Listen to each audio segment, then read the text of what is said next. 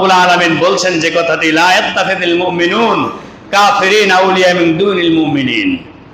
আল্লাহ তাআলা বলছেন মুমিনগণ মুমিন ছাড়া কাফেরদেরকে বন্ধু হিসাবে গ্রহণ করা যাবে না। হারাম, হারাম এবং হারাম। তাহলে আমাদেরকে কি করতে হবে? কাফেরদের সাথে আমাদের কোনো সম্পর্ক রাখা যাবে না। আমাদেরকে আল্লাহ তাআলা বললেন তোমরা নিক্ষেপণকারী বস্তুর শক্তি অর্জন করো। ছোট ছোট বাচ্চারা ভটকা ফুটায় না? আপনারা দেখেছেন যে একটু ম্যাচ আগুন লাগিয়ে দিয়ে কি করে? ছুঁড়ে মারে। যারা পিস্তল রাইফেল ব্যবহার করে তার বাটন টিপলে কি ছুটে যায়? গুলিটা ছুটে যায়। এরপরে আপনার গোলা বারুদ, অস্ত্র, মিসাইল, তারপরে আপনার রাসায়নিক বোমা, রকেট, হাবিজাবি যত কিছু আজকে বিধর্মীরা তৈরি করেছে সবগুলোই মুসলমানদের বাচ্চাদেরকে, মুসলমানদের সন্তানদেরকে দুনিয়া থেকে বিদায় করে দেওয়ার ষড়যন্ত্র শুরু করেছে। ঠিক কিনা বলুন? সম্মানিত উপস্থিতি, আল্লাহ তাআলা আগেই বলে দিয়েছেন, লৌহে মাহফুজ থেকে কোরআন পাঠিয়েছেন। আল্লাহ বলেছেন তোমরা নিক্ষেপণকারী বস্তুর শক্তি অর্জন করো। অর্থাৎ এই সমস্ত শক্তিগুলো আমাদেরকে অর্জন করতে হবে। কে বলেছেন? আল্লাহ। আল্লাহ মুসলমানদের মুখে থাকবে, আল্লাহ মুসলমানদের হাতে থাকবে, আল্লাহ মুসলমানদের সামনে, আল্লাহ মুসলমানদের মাথার উপরে, আল্লাহ মুসলমানদের পিছনে, আল্লাহ সব জায়গায় আল্লাহ। আল্লাহ জোরে বলুন সুবহানাল্লাহ। যালিকা বিআন্নাল্লাহা মাওলাল্লাযীনা আমানু। আল্লাহ বলছেন আমি আল্লাহ হচ্ছি যারা ঈমানদার তাদের মাওলা। আমাদের অভিভাবক কে? আমাদের মাবুদ কে? আমাদের সাহায্যকারী কে? আমাদের রক্ষাকারী কে? আমাদেরকে বিপদ থেকে মুক্তি করতে পারে কে? ওয়ান্নাল কাফিরিনা লা মাওলা লাহুম। আল্লাহ ঘোষণা করেছেন কাফেরদের কোনো মাওলা নাই। তাহলে মাওলা কার? আমাদের। মাওলা কার? মাওলা আমাদের। কাফেরদের কোন মাওলা নাই, কারণ তাদের দেবতার অভাব নাই। আমাদের মাওলা কয়জন? একজন। আল্লাহ বলছেন ইমানদার বান্দারা আমি আল্লাহ হচ্ছি তোমাদের মাওলা, আমি তোমাদের অভিভাবক, তোমাদের ভয় নাই। আর কাফেরদের কোনো মাওলা নাই। সম্মানিত উপস্থিতি, আমাদেরকে সোচ্চার হতে হবে, সজাগ হতে হবে। আজকের সংক্ষিপ্ত আলোচনা থেকে আমাদেরকে শিক্ষা নিতে হবে এটাই যে কাফেরদের সাথে আমাদের কোনো সম্পর্ক থাকবে না। রাসূল কারীম সাল্লাল্লাহু আলাইহি ওয়াসাল্লাম বলেছেন যখন তোমরা রাতে ঘুমাতে যাবে তখন সূরাতুল ইখলাস একবার পড়বে, সূরাতুল কাফিরুন একবার পড়বে। সূরাতুল ইখলাসের মধ্যে তাওহীদের শিক্ষা আছে, আর সূরাতুল কাফিরুন যখন আমরা পড়ব এই মর্মে আমরা আল্লাহর দরবারে অঙ্গীকারবদ্ধ হচ্ছি, আয় আল্লাহ কাফেরদের সাথে আমাদের কোনো সম্পর্ক নাই। ওই রাত্রে যদি কোনো ইমানদার ব্যক্তি মারা যায় আল্লাহ রাসূল বলেছেন সে আল্লাহ তাআলা তাকে জান্নাত দিয়ে দিতে পারেন। সুবহানাল্লাহ।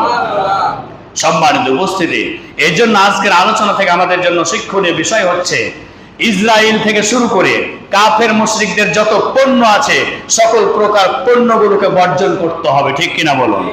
সকল প্রকার পণ্য বর্জন করতে হবে, তাদেরকে বয়কট করতে হবে। আলহামদুলিল্লাহ আমরা ইতিমধ্যে পার্শ্ববর্তী দেশকে অনেকটাই বয়কট করতে পেরেছি। আমরা অনেক দিক থেকে আল্লাহর রহমতে অনেকটাই অ্যাডভান্স হচ্ছে। ঠিক কিনা বলুন? তাদের যত পণ্য আছে আমরা যদি ব্যবহার বন্ধ করে দিই তারা অনেক দিক থেকেই তারা অর্থনৈতিকভাবে ধসে পড়বে। ঠিক কিনা বলুন? আজকে দেখুন 7 আপ, পেপসি কোলা, কোকা কোলা, হাবিজাবি থেকে শুরু করে কত ধরনের প্রোডাক্ট, অনেক ধরনের প্রোডাক্ট আমরা মুসলমানরা ব্যবহার করছি, প্রতিনিয়ত কিনছি। প্রতিদিন লক্ষ লক্ষ ডলার তাদের ইনকাম হচ্ছে, আর সেই টাকা পয়সা ইনকাম করে ওই টাকা দিয়ে তারা গোলা বারুদ তৈরি করে আজকে তারা শক্তি অর্জন করছে অর্থনৈতিক ভাবে, আর সেই অর্থ দিয়ে আজকে মুসলমানদেরকে নিধন করার জন্য ষড়যন্ত্র শুরু করেছে। ঠিক কিনা বলুন? এই জন্য তাদের সকল প্রকার পণ্য আমাদেরকে বর্জন করতে হবে। এটাই হচ্ছে ঈমানের দাবি। আপনি যদি বর্জন করতে পারেন বিশ্বাস করুন আল্লাহ আপনার উপরে খুশি হবে। আর আপনি যদি বর্জন করতে না পারেন বিশ্বাস করুন আপনার একটি টাকা হলেও সেই কাফের মুশরিকেরা পেয়ে যাচ্ছে, সেইখান থেকে তারা অর্থনৈতিকভাবে স্বাবলম্বী হচ্ছে। আল্লাহ তাআলা তিনি আমাদেরকে হেফাজত করুন। আজকের সংক্ষিপ্ত আলোচনা আল্লাহ রাব্বুল আলামিন তিনি আমাদেরকে মুমিন ইমানদার বান্দা হিসেবে কবুল করুন। পড়ছি আল্লাহুম্মা আমিন। কাফেরদের সাথে আমাদের কোনো সম্পর্ক থাকবে না। কুল ইয়া আইয়ুহাল কাফিরুন লা আ'বুদু মা তা'বুদুন। এই সূরার মধ্যে আল্লাহ তাআলা সব বলে দিয়েছেন। শেষ অংশে আল্লাহ তাআলা বলেছেন লাকুম দীনুকুম ওয়ালিয়া দীন। তোমাদের দিন তোমাদের জন্য, তাদের দিন তাদের জন্য। আমাদের ধর্ম আমরা পালন করব। আজ চলে গেল পহেলা বৈশাখ।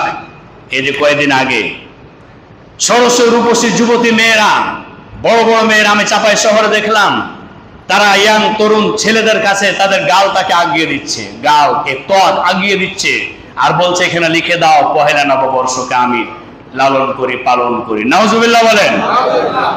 যার বাড়ি থেকে যার মেয়েরা এইভাবে করে রাস্তায় অর্ধলগ্ন ভাবে চলাফেরা করতে গেছে, ওই সমস্ত পিতামাতার নামটা দায়ুসের খাতায় লেখা হবে।